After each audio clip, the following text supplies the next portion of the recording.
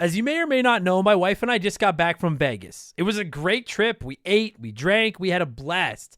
But then we got home and looked at the credit card, and I gotta say, it doesn't matter how much fun you're having, $25 for a drink is a ripoff. Frickin' Vegas. I hate getting ripped off, and so do the lads over at Harry's. They spent years watching the razor blade companies rip people off and said, no more.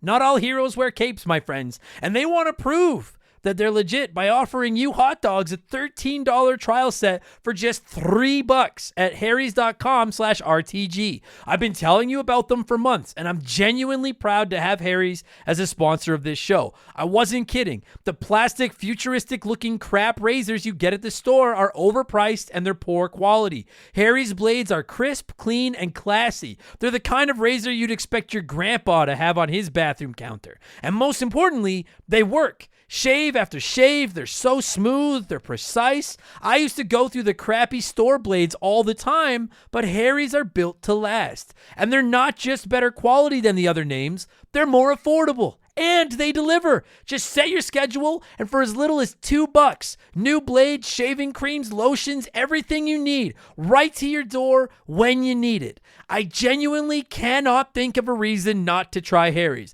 And I'm not just saying this because they're sponsors. They're the best shaving supplies I've ever used. Try them out, and if you're not happy, your shave's on them. And unlike the other subscriptions, they're really easy to cancel if you want to too, which is a nice bonus, but believe me, you're not going to want to cancel. Getting ripped off isn't funny. Switch to Harry's. Get started with a $13 trial set for just $3 at harrys.com/RTG. That's harrys.com/RTG for a $3 trial set.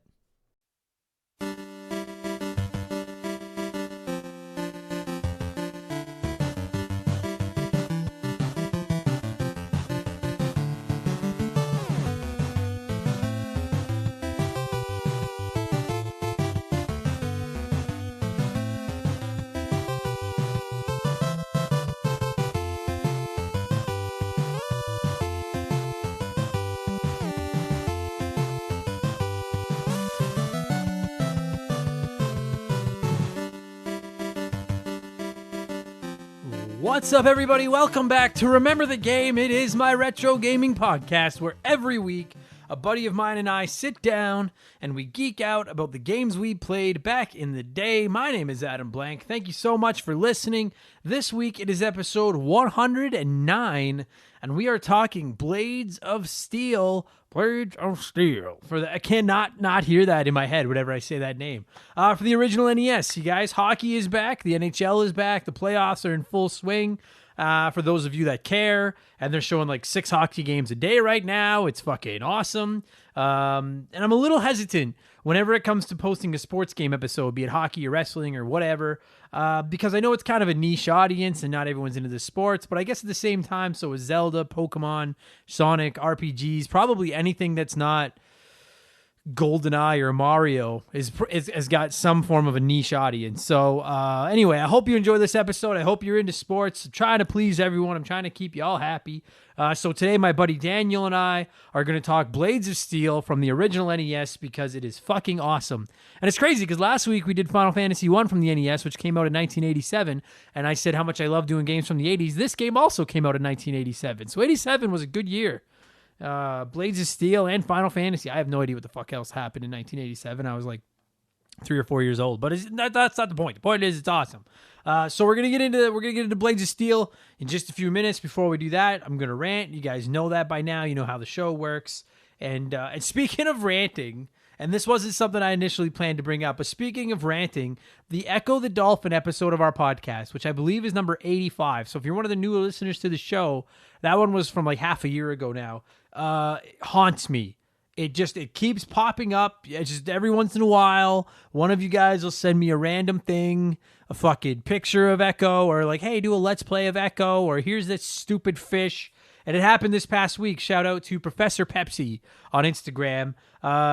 Professor was out, I assume, game shopping or something, and it looks like they were at a retro game store, and they saw a shelf full of Echo the Dolphin for the Sega CD, and he just shot a video. I assume you're a he, maybe a she, but Professor shot a video just zooming in and out of fucking the Echo the Dolphin things and sent it to me, and it cracked me up because I'll never escape that game. I hate that. I fucking despise that game so much, and I'll never get away from it. So if you really like the profanity-laced episodes of the show and you haven't heard the Echo the Dolphin episode, go back and check it out. It's probably worth your time.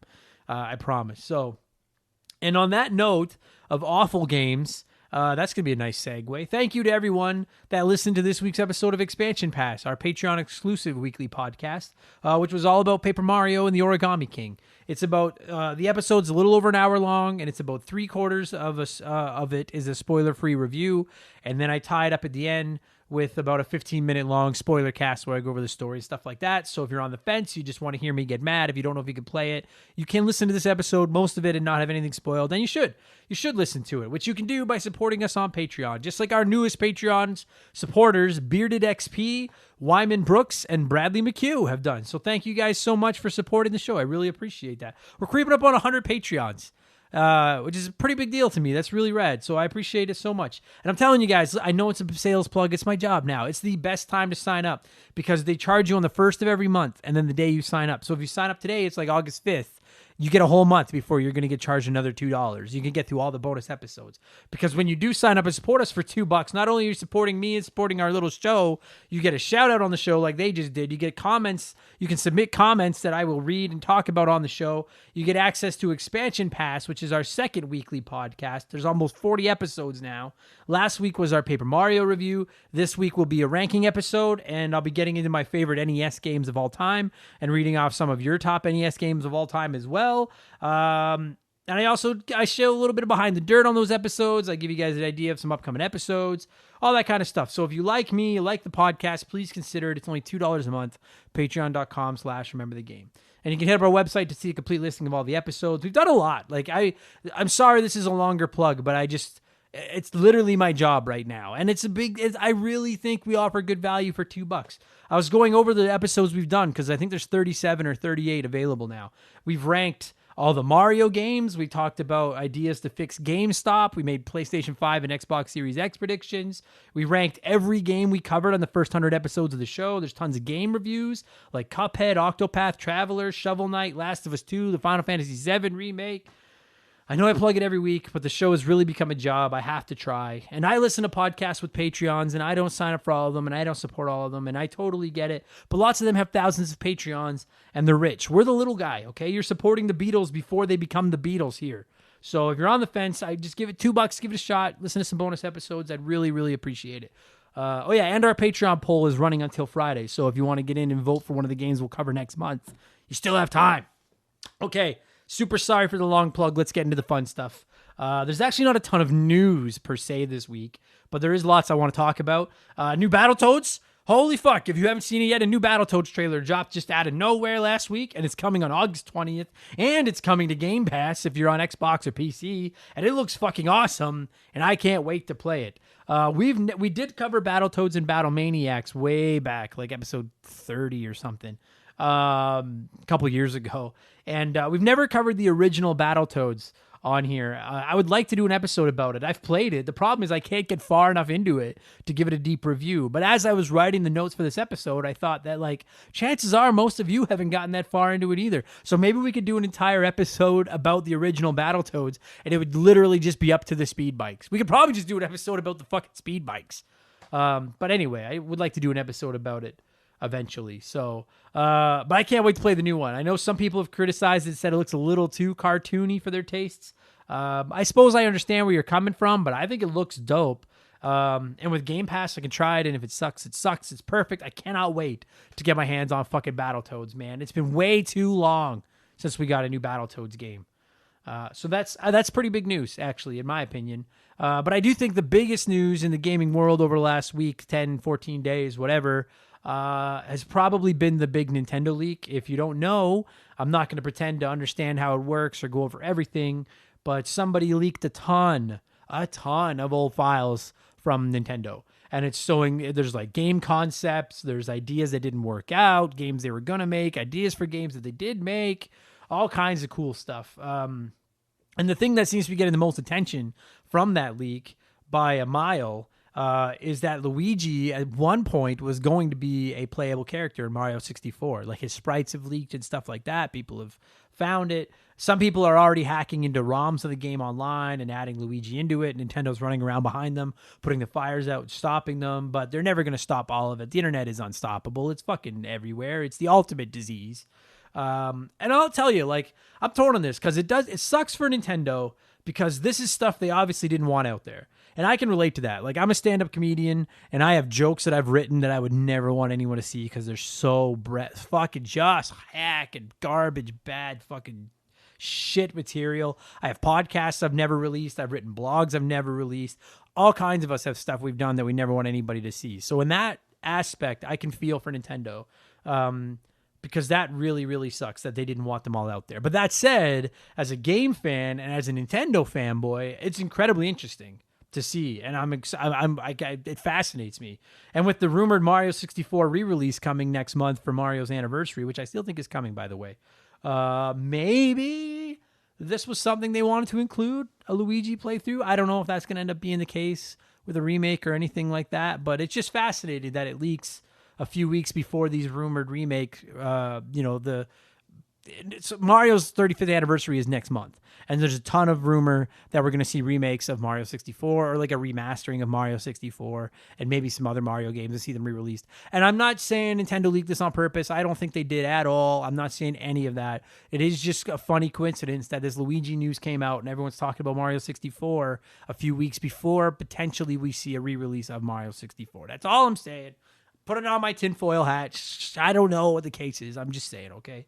And I got an email from one of our Patreon supporters talking about this. OG Big Titus wrote in, and he said, regarding Luigi and Mario 64, it's kind of sad that there's so much stuff that was created a prototype and won't ever see the light of day. Things like a good chunk of Mother 3 created for the Nintendo 64 disk drive, the original concept for Final Fantasy VII taking place in New York City, and so on and so forth. I get that it's just design stuff, but it's still fascinating to know about. And I fucking agree with that 100%. I remember seeing pictures of Mother 3, which if you don't know is the sequel to Earthbound, on the Nintendo 64. I don't know if they had said it was going to be for the disc drive or not yet, but I vividly remember having a gaming magazine that had a preview of Mother 3 and it had some images from it and stuff. And I was so fucking excited. I would love to see more stuff about that, or the original concepts of Final Fantasy and things like that. I wish companies would release stuff like this more often. Like, just so we know what you were talking about doing. Like, just, it's fascinating to us as fans, right? It's like when you read about a canceled movie or a movie that, what they changed to a plot or a TV show or whatever. That kind of shit is just interesting to people, But again, I understand why they don't release it because it's their business and it's stuff. Maybe they want to use it down the road. I get it. It's just, we all fucking want it as gamers, right? So... And Mario 64 sucks. So there's a reason that didn't get released. They probably wanted to keep Luigi out of that cesspool of a game. So there. Yeah, I know.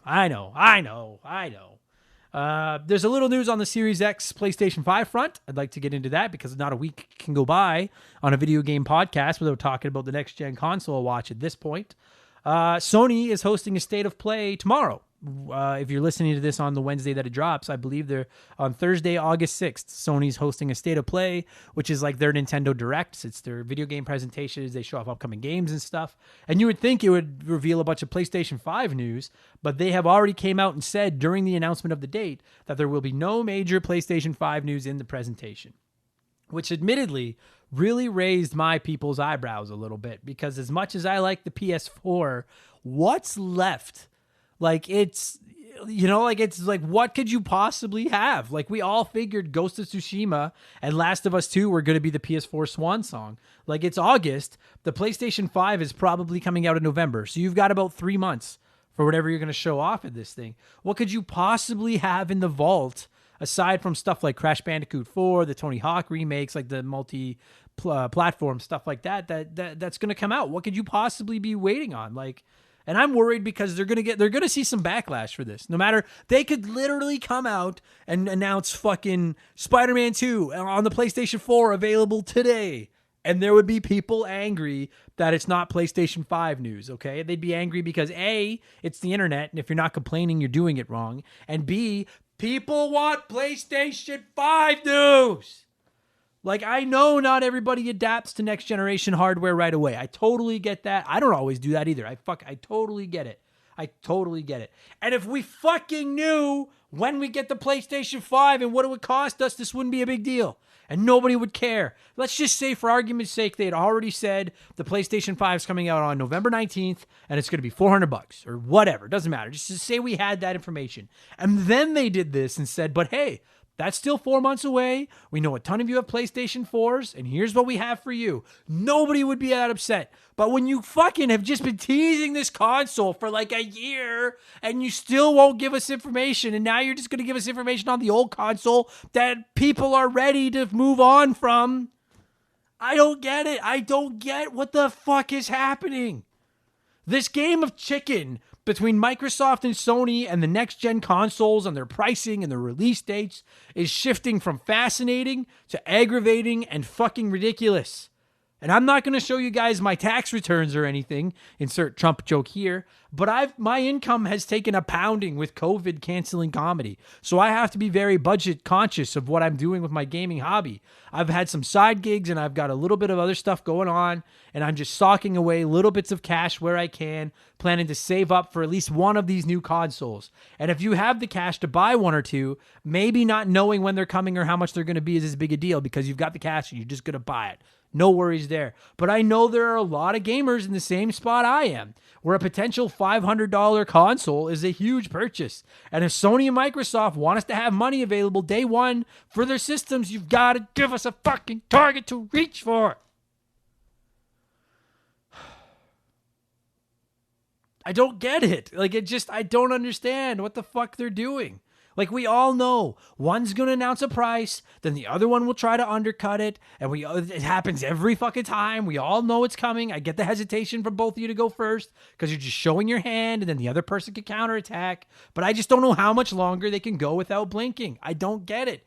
And I guess you could counter-argue that a lot of gamers already know which system they want, if any, and it doesn't matter when the shit gets released. If you know you're going to get a PlayStation 5 or you know you're going to get an Xbox Series X, there's probably nothing that one can do to convince you to go to the other side. So maybe you don't care as much as that. But even then, you still have to have money put aside for the system and maybe a game or another controller or whatever, right? Half of me hopes that neither company blinks until release day. Just fucking right up till the day of, and then just, and now nobody has time to counter anything. Because I am there's a morbid part of me really enjoying this staring contest between Sony and Microsoft.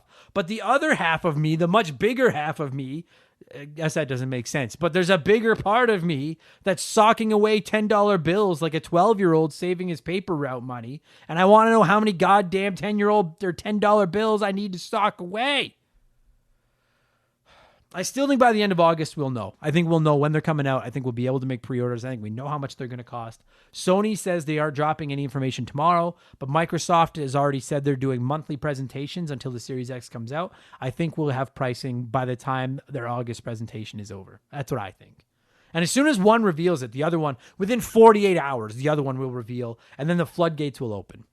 Because if you're the other company, say Microsoft came out, I'm just saying, on August 15th and was like, here's how much the Series X is, here's where you can, or here's when it's coming out, you can pre-order it today. Sony can't sit on their hands for very long because people are going to spend their money on the Series X. You got to get out there. So once one happens, the other one will happen. It's just so fucking irritating. Come on. And I bet you money that Microsoft goes first. I would lay money that Microsoft goes first. Because Sony will do that little sneaky fucking weasel thing. And I'm not, shut the fuck up. I'm not a fanboy. I like both systems, but you know what's going to happen. So anyway, enough of that. The last thing I wanted to talk about before I get into what I've been playing is something I posted on Twitter last week. I saw somebody tweet about BioShock, and I replied to it saying that the BioShock games are at the very top of my I want to replay these someday, but I don't know if I'll ever have time list.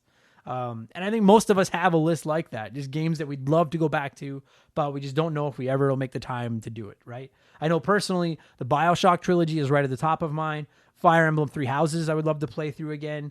Final Fantasy IX is the other one that I would love to play through again. And having them all on Switch, I suppose it slightly increases the chance that I'll replay them because I could do it while I'm watching TV, but I still don't know if I ever will. So I put the question out to our Patreons. What game do you want to go back to, but don't know if you ever will? We got some answers, and because we got some answers that I want to share with you guys, it's letter time. It's letter time, but it's plural this week because I have a few that I want to read. Doug Dorn said, for me, it's the current leader on your Patreon poll vote. I would love to play Grand Theft Auto San Andreas once more time, go through the story mode again, but between a full-time job and a young family, it's realistically never going to happen. GTA San Andreas was a runner-up on our previous Patreon polls, so I put it up again, and it's one of the leaders right now. I know you guys want it. I have to play it eventually. I'm dreading it because I know it's going to be so fucking long. But I totally get how it'd be tough, even if you love it, to go back and play it again because it's a long game. Plus, you don't want to play that in front of the kids. That's not Mario or something like that. So that is a tough one to go back and play again. Gary C. wrote in and says, some of the best game experiences for me were the PS3, Xbox 360 era. Far Cry 2, Red Dead, Skyrim, Mass Effect 1 and 2. These are just a handful of games I would love to play through again, but you're talking hours and hours that I will probably never have. Oh, and Freedom Fighters on the PS2. I love that game. I like Far Cry 3 personally is my Far Cry game, but like Far Cry 3, Mass Effect 2 would be on my list. I would love to play those again, but fuck me, they're so big. Like I've mentioned it on the show before, but that's one of the things I like about retro games is that so many of the greats are like 5 to 10 hours long if you're not talking the RPGs and stuff, and you can just inhale them in an afternoon, right? Like realistically, you could play through Super Mario World, the Sonic the Hedgehog trilogy, Donkey Kong Country, and Link to the Past in the time that a Mass Effect playthrough would take. Right? And it's like, how the fuck do I justify going and putting 30 or 40 hours into Mass Effect again? As great as Mass Effect 2 in particular is. Put them on Switch. I can't believe those games are on Switch. That would make it so much easier. The PS3 and the Xbox 360 era as a whole, like they were great. I have a lot of games from those eras that I love, but I really feel like that was the generation where value equals length when it comes to games really took a stranglehold on the industry. And now it feels like every game has to be 40 hours long if it's full price or everyone's going to get mad. And it really just sours me on going back to replay them. So, and then a couple of people wrote in and they had different takes. There's games they want to go that they've played before that they would like to go back and play again, but they won't for a couple of other reasons that I never really thought of, to be honest with you. Mackenzie Wheeler wrote in and said, I wish I could play Outer Wilds, not to be confused with the Outer Worlds again, but due to the nature of it being a puzzle, mystery exploration game, it wouldn't be the same. It took me more than 20 hours to uncover the mystery the first time, but once you know the secrets of the game, it can be finished in under 30 minutes. And I really like this take because I 100% understand it. There are some games where you play through them once and you'd love to play them again, but it just won't be the same.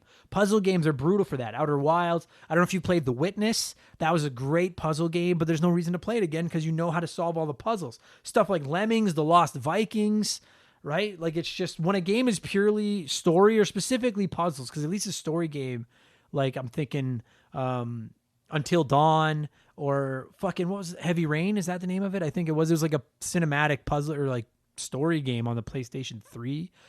At least they have like alternate paths to go to. Maybe we could see like a different take on the story. But when a game is based purely around puzzles, it can be very difficult to go through and play again because you're just going through the motions at that point. I think that would be a fun discussion. Games you wish you could play again for the first time. We should do that soon. And then Bearded XP wrote in with another take, and he said, I really want to play Mega Man Legends again, but I just don't know if I'll have time. I need more motivation to do it. It was a game I had when I was little, and it amazed me, or I was just amazed about it. I'm curious to know how it would hold up to the memories. I actually think I will play it. And this is the other concern with going back to an old game that worries me about a few games as well, is that it might not be as good as you remember. That would be a fun discussion too. I know that's a big problem. I have the original 80s Turtles cartoon set. I got it for Christmas a few years ago, and I've been trying to watch them, not like religiously, but I do watch them. And they just like they're one of those things that I'm like, maybe this was better left in the past. You know, I love my Ninja Turtles, but I'm like, I don't know if I ever need to watch this again. And there are certainly games like that worry, like F-Zero was like that. I fired up F-Zero on my Super Nintendo, and it still is fun. The music's cool, but I'm like, this hasn't aged. Like this has been done a lot better. Since Mario Kart is better than this, frankly. Turtles 2 on the NES, I don't think has aged all. It's still fun, but it gets boring really quick. I don't think it's aged that well. GoldenEye has probably aged fucking terribly. Like, I'm worried about playing like a No Mercy and finding out it hasn't aged well. The games you adored as a kid, but they're just not as fun now. So I totally get that. This discussion could go on forever. There's lots of reasons not to play those games. So great takes. Thanks a lot for the feedback, guys. I was very curious to see what we'd hear about on that. And it's like, I'm sure everybody has games they want to go back and play, but don't for either time or fear they won't be as good or you just for whatever reason. So What are we at? Fuck, 22 minutes. Shut up, Adam. Okay, let me get into what I've been playing, and then we'll talk about some Steel Blades. I actually have been playing a lot. If you haven't seen it on my Instagram or anything, we ended up rearranging a bunch of our house last week, and I kind of redid the whole podcast room / gaming room. And with hockey being on all day, I have a TV and a monitor side by side on my TV stand, and it's been rad because I'll just put I'll put hockey on the monitor and then just play my Super Nintendo Classic or whatever on my TV. And I've just been inhaling games. I finished Paper Mario. It was whatever. You listen to the expansion pass all about it. I've been playing a lot of Pokemon Emerald over the last week. I'm really enjoying it. I'm waist deep into it now. It's just classic vintage Pokemon. It's the perfect game to play while you watch hockey. Fucking mint. I'm really, really feeling it. So we'll be doing an episode about that this month. I played through Mega Man 3 as a little bit of a refresher because it's one of the GOATs and because we have an episode coming up about that quite soon as well. Hint, hint. And I've been playing Conker's Bad Fur Day on Rare Replay on my Xbox One to prepare for yet another episode of the podcast. And it is very, very, very, very, very funny. I think that's going to be a really entertaining episode as well. So lots of fun. Oh yeah, and then Slay the Spire because it's Slay the Spire and I can't stop playing it. Good enough. Let's get into the meat of the podcast this week, which is episode 109, Blades of Steel for the original NES. One of the oldest debates in gaming is what's better, ice hockey or Blades of Steel. Everyone has an opinion. I think I slightly prefer Blades, but that could be an episode all on its own, that debate. And they're both really fun games. Let's get into this thing. My buddy Daniel is my guest this week. I'm going to cue some music. And we are going to talk about Blades of Steel, which originally released in North America on the NES in October of 1987. Hockey's back. Let's talk hockey. Kick back, relax, enjoy the podcast. Here we go.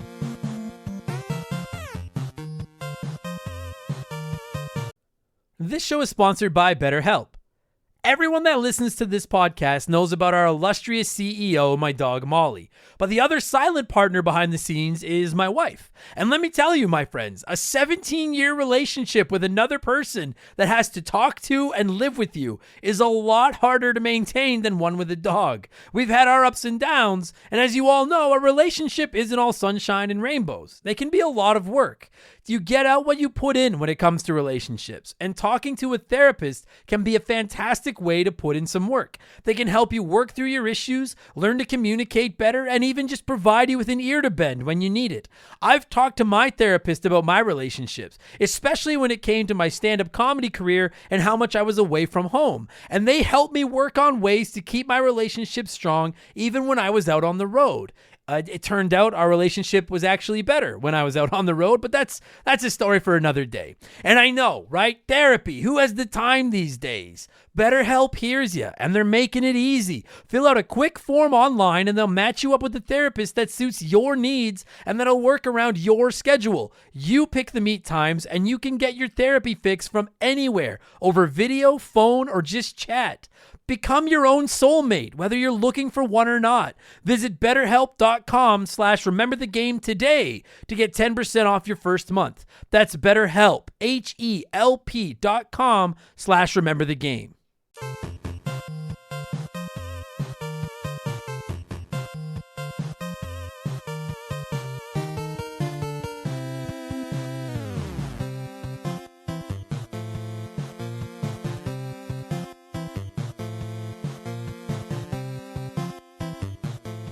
Okay, we're going to go back to the great land of Canada today. We're going to embrace our Canadian heritage. I am joined via the telephone device, that's a good start, by a very good friend of mine, an old friend of mine, returning guest to the show, Mr. Daniel Brooks. How's it going, buddy?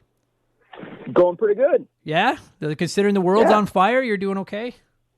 Yeah. It's nice not having to wear pants. I just sit in my basement and don't go outside. Beautiful. That's life. That is fucking life right there.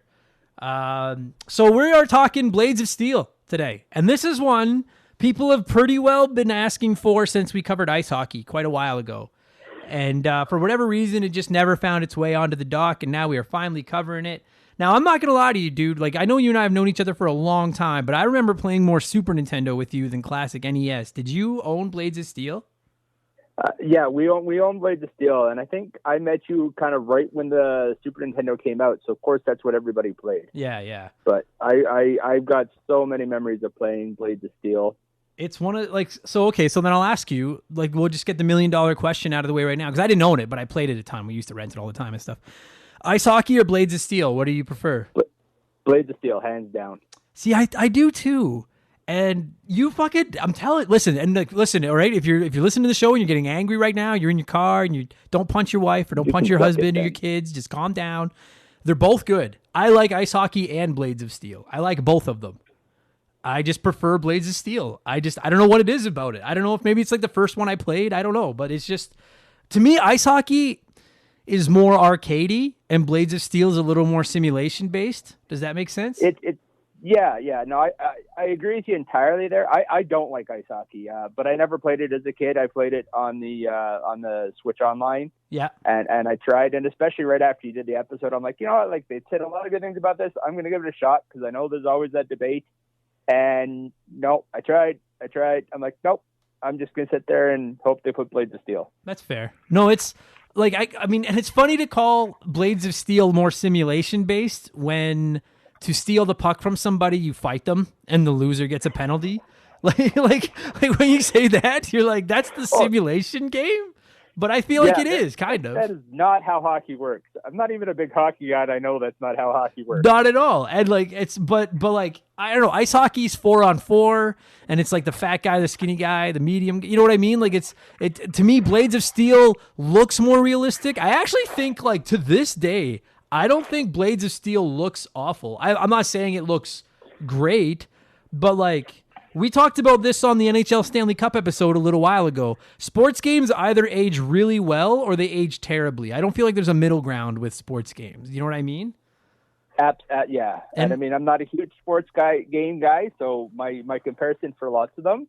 But I mean, I remember as a kid, and my uncle still brings this up, like Blades of Steel sitting down and playing and going, the graphics on this are amazing. You can see the people in the crowd. The ref has stripes on his shirt. Like, it's never going to get better than this. Yeah. Dude, I would every single person that has looked at a video game in their life at some point has said graphics will never look better than this. Probably multiple times. I know I've said it. I probably say it every generation. Like, I'm like, well, this is it. Like, dude, do you remember, sorry, we are going to go back to Blades of Steel, but do you remember, like, the Xbox 360, PS3 era? I remember playing some of those games and being like, look at this. My God. Yeah. And now you play those. Fantasy 10 on the PS2. Yes. That's always the one that sticks in my head because I remember that coming out and it being like, you can't tell the difference between the cutscene and the gameplay. Like, it's realistic. Yeah. And yeah. And like now if you look at those games, you're just like, I mean, it looks fine, but you're like, this doesn't look real. Like PS4 and Xbox One, that's realistic. But now you see the gameplay trailers for the PS5 and the Xbox Series X, and you're like, that's a movie for God. Like, it's just, I don't know. It's so hilarious to think that we thought that the NES was like, well, look at this. This is incredible.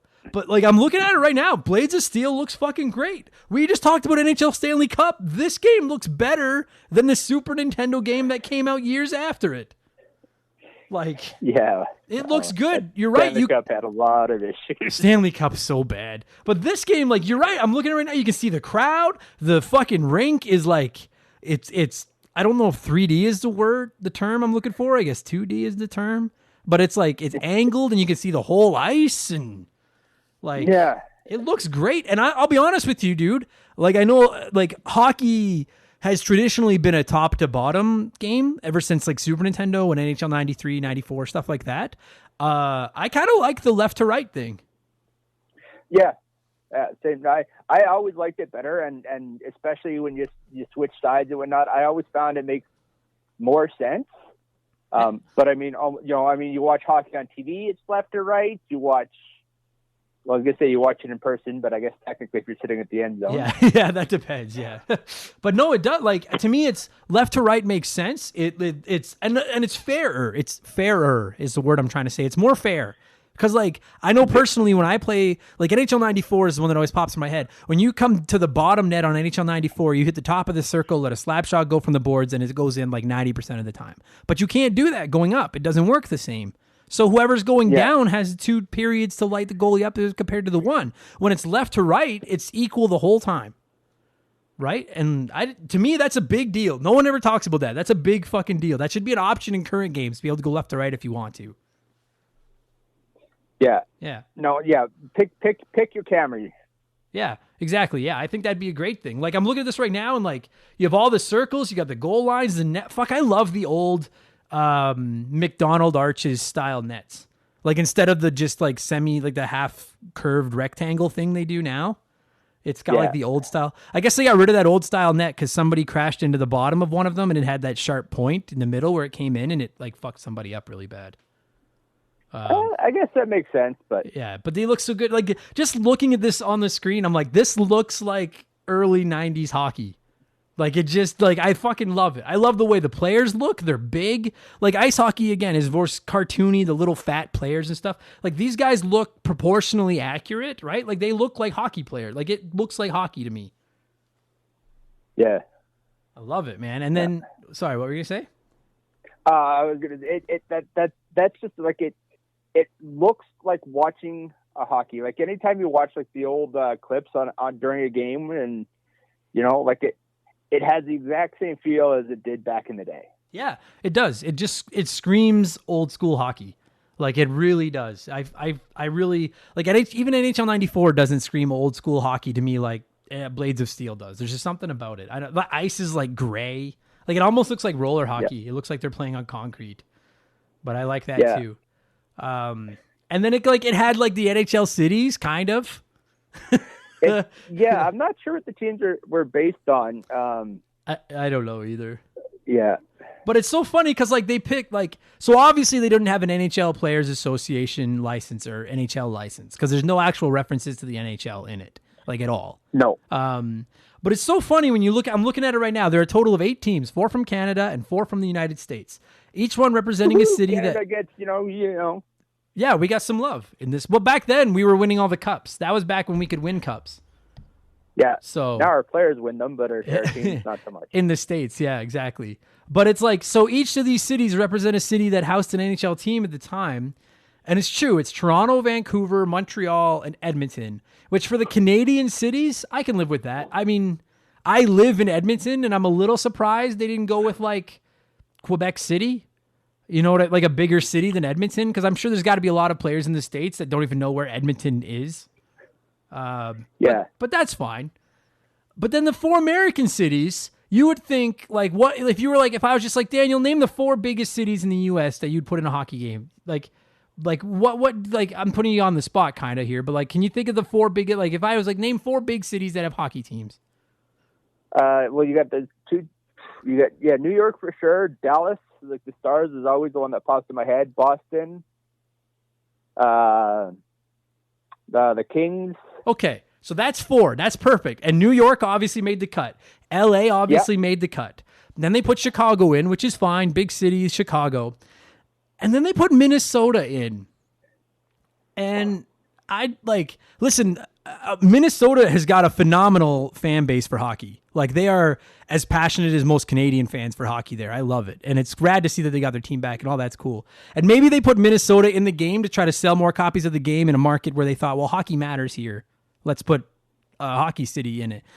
I'm floored that Boston or Detroit or, you know what I mean? Like, or like you said, Dallas, like another like major, like, I don't know. I'm not, listen, I know we have a lot of American listeners and I know we have listeners that live in Minnesota. Please don't yell at me. I don't know your geography at all. I probably couldn't find Minnesota on a map, but I'm floored that Minnesota was one of the 8 teams that made the cut. I guess it has to have been because it's a hockey market. It has to be.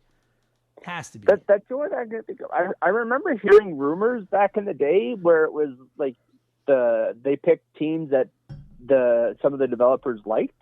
But they wanted the 4 and 4, and so they all kind of like, okay, well, let's pick our 4 favorite Canadian teams, but like that makes sense, I suppose. Yeah, so, like I don't know if that was the case or what. You know, I mean, it came out in '87, so I don't even remember which cities had teams back then. Well, and there's the other thing. Like, I'm sitting here being like, how the fuck did Edmonton? Like, and I live here, but how did Edmonton make the cut? But you got to remember, this came out during the Gretzky dynasty. So, yeah, okay, that makes sense. Now I get why Edmonton, I just thought of that. I'm like, yeah, Gretzky was irrelevant. Like, that makes sense why Edmonton would make the cut here. That I get it. But none of the teams look like their cities. No, and I think a lot of that was avoiding, like, despite the fact that it has the tournament set up kind of similar to the NHL playoff thing, they very, very much were, avoiding any references to NHL or, or anything like that. They're like, you know what? We're not giving anybody the chance to come after us. Has to be that they were just worried about licensing. Because, like, dude, I know for a fact, living in Edmonton, I know I've mentioned it like 5 times, but living here in Edmonton, I've worked with people where they try to release products with the Oilers colors, not the Oilers logo, not the name, not the players, just that blue, orange, white color, like the color scheme. And the Oilers have come after them for using those colors. So I get that teams are protective, but I remember playing this as a kid and just being like, I knew hockey back then and being like, that's not what Montreal looks like. Like Minnesota's not purple and white. Like I think they were in this game. Like they didn't even get close. Yeah. And some of that might be like, you had the color limitations on the Nintendo. You only had 8 colors. I suppose. Yeah. Yeah. Okay. Fucking Professor Science. No, you're right. That's probably part of it is they just couldn't replicate them. But I always found that awesome. They never actually, like, as a kid, I didn't get it. I just thought it was fun to play a hockey game. But now as an adult, I'm like, oh no, you can't mention any of the NHL players. You play a tournament. Like you said, you can play a tournament for a cup and they call it the cup. They don't say the Stanley Cup. It doesn't look like the Stanley Cup. You just play for a cup. With eight hockey cities with teams that don't look anything like their city. I think it's fucking hilarious. And you know what? Listen, all you ice hockey defenders, you do the same thing. Some of the colors of the teams in that game are fucked up too. Fucking I don't get it. But whatever. It's still funny. I love looking at the weird colors of their jerseys. I wish somebody would release a game like that now. I don't think it would sell, but I love it. So like you said, there's 8 teams, and then you can either that's one of the problems with vintage sports games to me all around is like, there's no season mode. There's no career mode. There's which is what everybody plays, right? Obviously, there's no online back then, but it was either exhibition or tournament. And I think that was it, wasn't it? Yeah, it was exhibition and tournament. And exhibition, and you could have 1 or 2 player. I think tournament there was only 1 player. Right, and that was the only thing to play. And I mean, I don't know how much was an NES game back in the day. You think they were like $80? I don't think I ever bought myself an NES game. Yeah, I know I didn't either. They weren't 80, but they were enough that you were lucky to get, like you say frequently. You got 1 or 2 games a year, and that was kind of it. Yeah. So then let's just say they're like $70 or $80. I mean, I suppose you've got no comparison because ice hockey didn't have a career mode either. Ice hockey didn't even have a tournament mode. I don't think. But like, I don't know. Is it like you get this game and then like, what do you do? Like, do you play your own season? I guess you could do that. Yeah, that's what we used to do is, we would just play our own seasons or, you'd pick your team and you'd keep playing as that team. And, if you lost, then you picked a different one. Right. My uncle, I remember him telling me stories like when he was in college, around when this came out there, and like they would have huge tournaments there and that, and they had, they made their own little trophy. He still has a trophy somewhere in his basement, apparently. That's sick. But, they used to make their own tournaments and seasons, and there's something to be said for that. People don't do that these days, where you could get a sports game like that and just be like, because I know I used to write down my stats, like on NHL Stanley Cup and like NHL 95 and stuff. I'd write down my players' stats all the time. And I guess you could have done that if you bought like a notebook and you could lay out like an actual schedule and be like, tonight Edmonton plays Minnesota or whatever. Yeah. That's cool. I never even thought of that. That'd actually be a lot of fun. Fuck yeah. Yeah, like there's I would totally do a Blades of Steel tournament there. Yeah, man. That'd be like, there's something about old games that had limitations as far as the options they offered where you kind of had to use your imagination. And I think that today in gaming, people kind of get upset about that. And they're like, I'm paying $80 for a video game. I don't want to have to use my imagination to see what this game is supposed to be. But back then we did. And there's something cool about that. No? I don't know. Yeah. Like maybe that's just me. Well, I like that idea. Yeah. No, I loved it back then, and you'd have 3 or 4 or 5 friends over, and you'd be like, cheering each other. You'd have half the people not even playing. Yeah. And then it's like, yeah, get him, fucking score. Yeah. And now you just sit on the couch and play NHL 20 with your friends online and never see anybody and don't make a sound. But like that's magic. So then another thing this game does that I hate to keep comparing it to ice hockey, but you have to. They're just joined at the hip. There's no way you don't. This game's 5-on-5. Yep. And I do not. Maybe it's a technical limitation. I don't get why isn't ice hockey 5-on-5? Like, I don't understand. I never understood how you couldn't have 5-on-5 in that. I don't get it. Just weird to me. It's got to be 5-on-5. Yeah. So, but now it was only 5-on-5 until somebody lost a fight. Yeah. Well, now, yeah. And that's what people are waiting for. That's the best part of this game, in my opinion.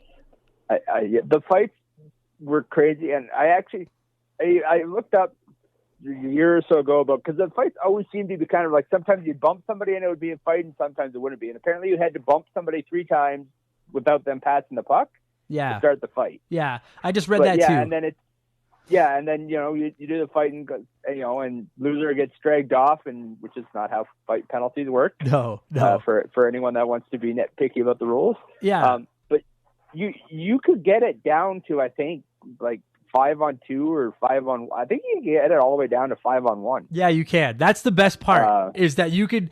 So the loser of the fight gets a penalty. The winner gets the puck, which is phenomenal. Like NHL Blitz or something should come back and put that rule in, because that's sick.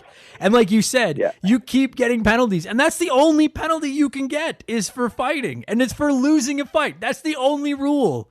Is no losing fights. And if you have 4 guys lose fights on your team, then you have to play 5-on-1. Yeah. But if you had a fight too close to the net, then it became the penalty shot. Then it was a penalty shot, right? Oh, man. Yeah. How the fuck is that not how hockey is today? That would be the greatest thing in the world. 5-on-1, and then you pick a fight near the net, and then it results in a penalty shot. That's so sick. Oh, fuck yeah. And then it would go to the fight screen, and like the fight looked rad, but the 2 players would both throw their gloves down, and then they'd each have the 5 hits. And then do that, and then it was punch high or punch low. Yeah, and block high or block low. Yeah. And it almost became like rock, paper. And like, I don't know about you, I never applied any form of strategy. It was just mash, punch, and try to hit it 5 times before the other guy did. Yep. Yeah, beating the computer was usually pretty easy. Beating other people, I don't know if other people. My buddy, our buddy Rob, always kicks my ass at the fight.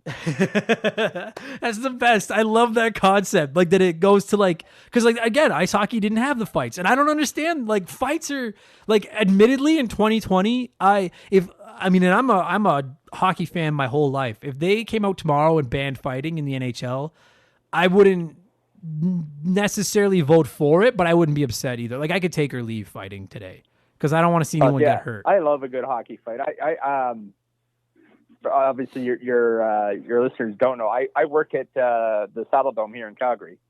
Watching the hockey fights is one of my favorite parts. Oh, a good hockey fight's phenomenal. Like, I mean, like I say, I could take or leave it because I love watching them. I just, now that we know more about concussions and stuff like that, it's just scary, right? And the after now effects. there's so many rules about them, and this and that, and they have to take off each other's helmets and stuff like that. But back then, like in Blades of Steel, I love that it's just you tee off, it's first 1 to 5 hits, and like, dude, when you get down to like 1 or 2 hits left each, panic starts to set in. Because you're like, fuck, I do not want to end up in the box, which is the penalty. That's the best part, is they don't both get a penalty, just the guy that just got his ass kicked. And then when you lose the fight, the winner skates off with the puck while the referee drags your body to the penalty box. Yeah. The ref comes out, skates out. Like the only thing the ref does. Yes, it is. Yeah. And I love that your body looks like you're dead, and it goes like, and then he just drags him up to the penalty box, and then he's fine sitting in the penalty box. That's the greatest thing in the world. I can't stress to you guys how much I love that. Sound effect. That's one of the other things I love about this game, is it had those sound bites. Like it had when you first turn it on and you get that Blades of Steel. Yeah. Ding! Bro, that shit was revolutionary. The when you lose the fight, the face off, and whatever. I always hear it as hit the pass. Apparently it's supposed to be get the pass. Yeah, I looked that up right before the show because I always thought it was it's a pass. And I'm reading it right now. The NES passing soundbite is garbled and has been interpreted as with the pass, it's the pass, hit the pass. but the arcade passing bite clearly is audible and confirms the phrase as get the pass. Who the fuck says get the pass? Yeah. I mean, I hear hit the pass, and that's not the most logical either, but to me, that's more with the pass, it's the pass, and hit the pass. All make more sense than get the pass. Yeah. Like with the pass and it's a pass make complete sense. To me, hit the pass means that you made it. Like you connected. But get the pass, get the fuck out of here. Get the fuck out of here. But you're right, dude. I'm completely talking out of my ass right now because I don't know. I don't know if there was another NES game before this that had talking like this.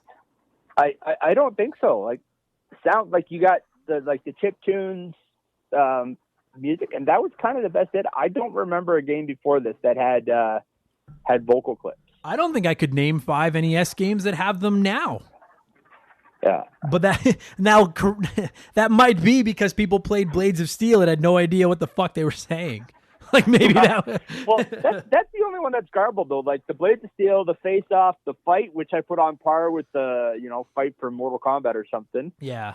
Like they're all clearable. It's just the hit the pass, get the pass one that is garbled. Yeah. All the rest of them, it's perfectly clear. It's very surprising to me because, like, to me, like, when you play the NES, if you look at games that came out near the end of the NES's life cycle, and I'm talking stuff like, I mean, there's Super Mario 3, but even that wasn't too close to the end, but stuff like Kirby's Adventure really fucking pushes the NES to its limit. So does Mega Man 6. So does Little Samson, if you've never played these games.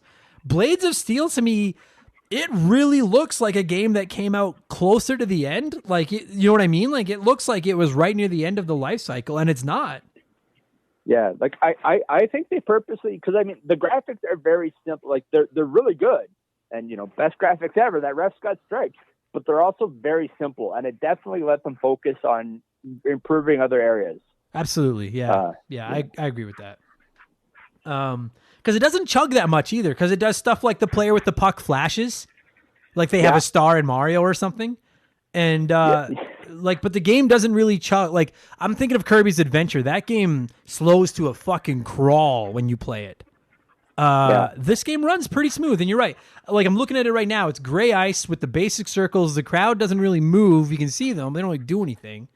And you're right. It's you not get the camera flash every once in a while, I think, and that's like where it's shifts between 2 frames or something. But it's they really like, what's the word I'm looking for? Efficiently used what they had as far as memory and stuff goes.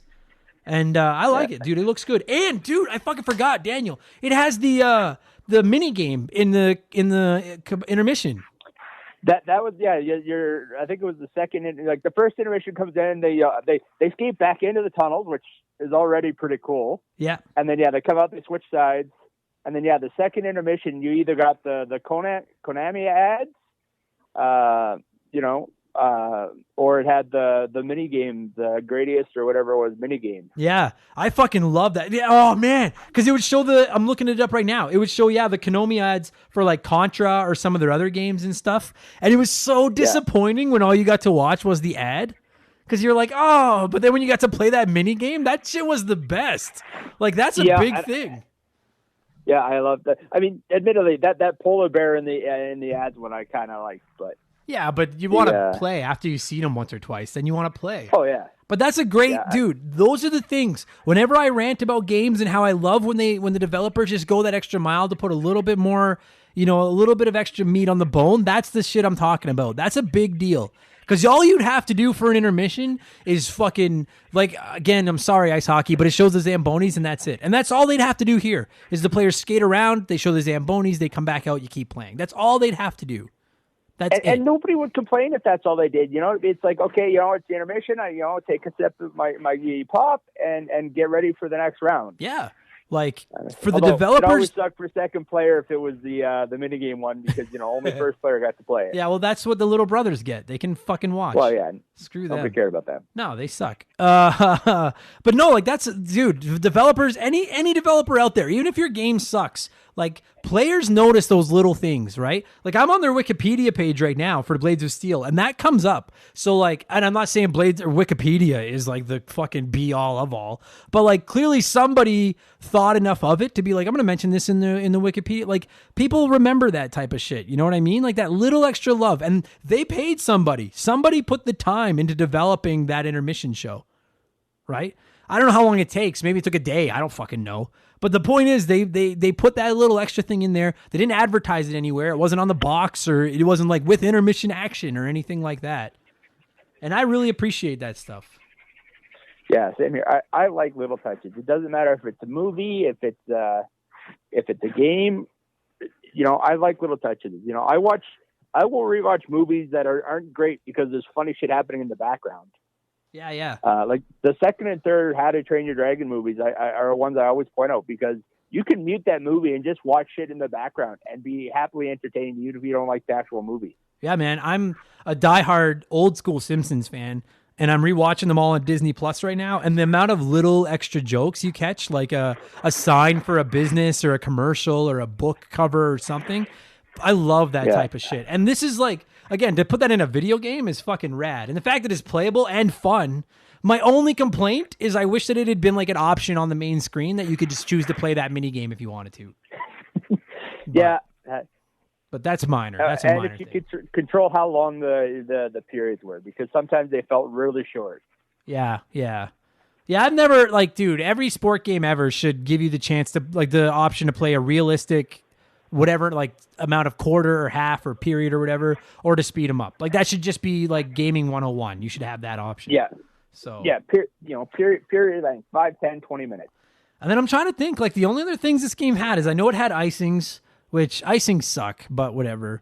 And then it had, I think it went to a shootout if it was tied, didn't it? Yeah. If it was tied, you did the shootout, which was the exact same setup as the penalty shot. Yeah. That's right. You know, and you had your player facing the goalie, and then you picked one of the 5 corners and fizzle. And then, I mean, it was basically a guessing game on the goalie part. Yeah, right. Just like a soccer shootout, but in hockey. Yeah. So yeah, I love it, dude. I can still hear, like, when you score and you hear that, like, faint whistling, like that. I can't do it, but, like, I'm gonna put it in this episode if I can find it somewhere. Fuck. I have so many memories of this game. Blades of Steel. I'm not saying it's great. It's not great. It's fine. It's fun. Frankly, if you want to play an old school hockey game, I would suggest playing like NHL 94 before you played ice hockey or Blades of Steel.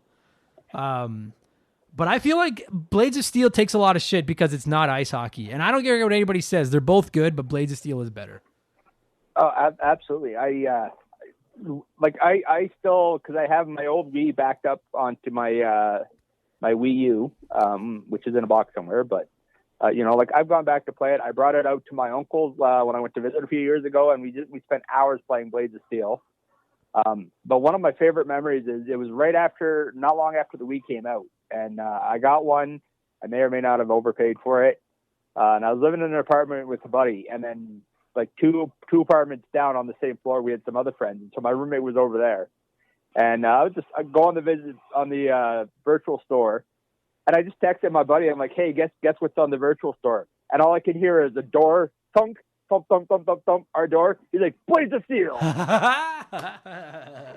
That's awesome. Fuck yes. Yeah.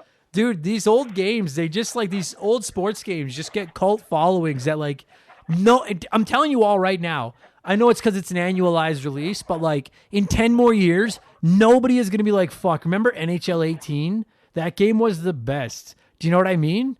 Like, there's just no memories for them now because they're annualized. They come out every year. Same as, like, a Madden. Nobody remembers Madden 15, but everybody remembers Tecmo Bowl.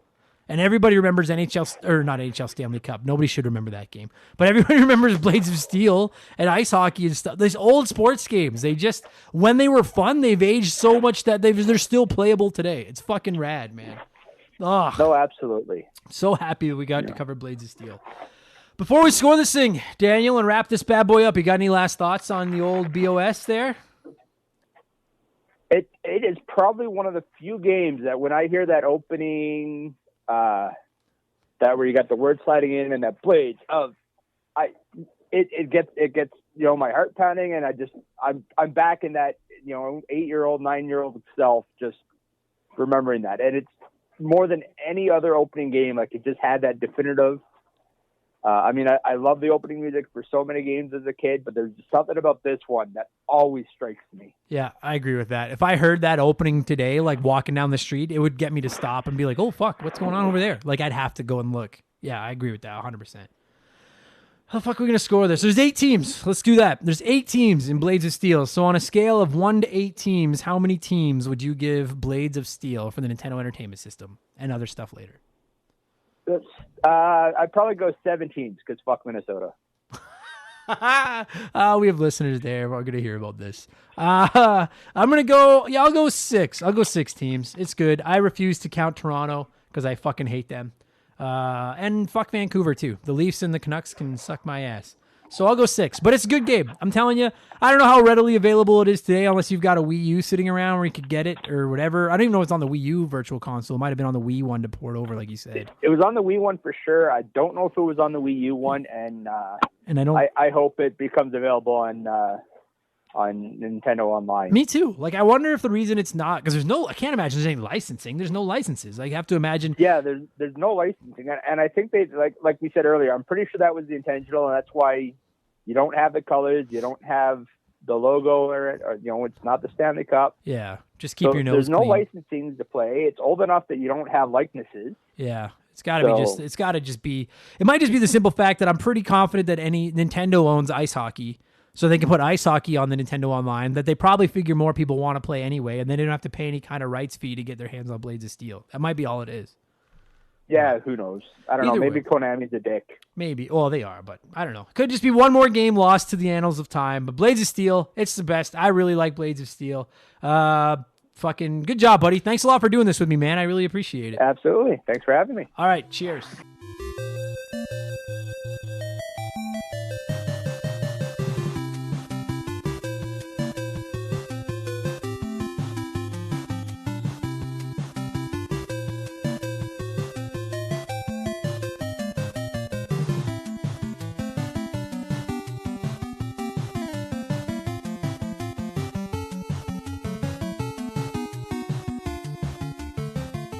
And that's going to do it for this week's episode. Daniel, thank you so much for coming on the show and talking a little bit of Blades of Steel with me.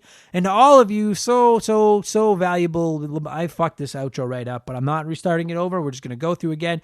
Thank you so much, Daniel, for coming on the show and talking Blades of Steel with me. And to all of you people listening to my voice right now, which is what I was trying to say the first time, thank you so much for partaking in this little Remember the Game experiment of ours. If you're enjoying the show, please subscribe or leave us a good review or tell a friend. Any of those things would be really, really nice and helpful. We've got some new reviews lately, and I don't know what they accomplished, but they feel really nice to me. And if you're really enjoying the show and you want more of it, I'm begging you, please consider giving us a shot on Patreon. You can sign up right now. You can cancel it by September 1st if you only want to pay $2, and that $2 is going to get you 37 extra episodes and counting. This Sunday we'll be ranking the best, or I should say my favorite. It's very subjective, but I'll be ranking NES games and getting some of your rankings in as well. Plus, you can still vote on our Patreon poll. It runs till Friday night. Help pick the games we cover on the show. Don't sleep on that. Get in on that. That'll do it for this week's episode. I'll be back on Sunday with episode 20 of Expansion Pass, ranking the best NES games ever, and I'll be back next week with episode 110 of Remember the Game, and I have no idea what game it'll be about yet, but I'll have something for you guys on Wednesday, I promise. In the meantime, wash your hands, clean your controllers, look out for giant hornets, be nice to each other, and do all that other stuff, and I'll talk to you guys again in a few days. Bye. Remember the Game is brought to you by our Patreons, and I'd like to take a moment to thank everybody who has taken time to support our show at patreon.com/rememberthegame. So a massive thank you to Aaron Cuphall, Adam Anderson, Alex Martinez, Andre, Andrew Castro, Andrew Halipchuk, Andrew Wright, Andy Baker, April Zane, Bader Barhumi, Bearded XP, Ben Bulyu, Ben Busha, Ben Drinkin, Bradley McHugh, Brandon O'Brien, Brian McKay, Bullfrog, Charlie M, Chris Campbell, Chris Fleury, Chris Wilson, Chuck Schlarp, Corey, Craig Keelcup, Crash Bandiquit, Curtis White, Dan T, Dave L, Dave McGee, Dave Thompson, Desert Tortoise, Duhow, Doug Dorn, Dustin L, Dylan, Eric Cannard, Evan Refuse, Fraser Burns, Gary C, Jin and Chris, James Clark, Jason Adams, Jason Cortez, Jeffrey Mathis, Joe Buck, Joe Gillespie, Joe Mack, Jordan, Josh Morgan, Josh from the Press Start to Join podcast, Kate Roberts, Casey Rarick, Keegan Wilson, Kevin Donlin, Kevin Hufford, Cryptovox, Kyle Paul, Lane Orr, Lord Egbert, Luca, Mackenzie Wheeler, Mark McHugh, Mark209, Matt Brown, Michael Mathis, Nathan W., Nick Sills, No Juan Cares, Rex, Robert Fuchsia, Robert L., Rome21, Scott V., Sean Razine, Sharonic, Slick Rick, Stupid Monkey, The Bevins Girls, The Matthews Kids, Todd O, Tony, Tyler, Vladstein, and Wyman Brooks. Thank you all so much for supporting the show. I really appreciate it. You guys are the best. Take it easy. Cheers.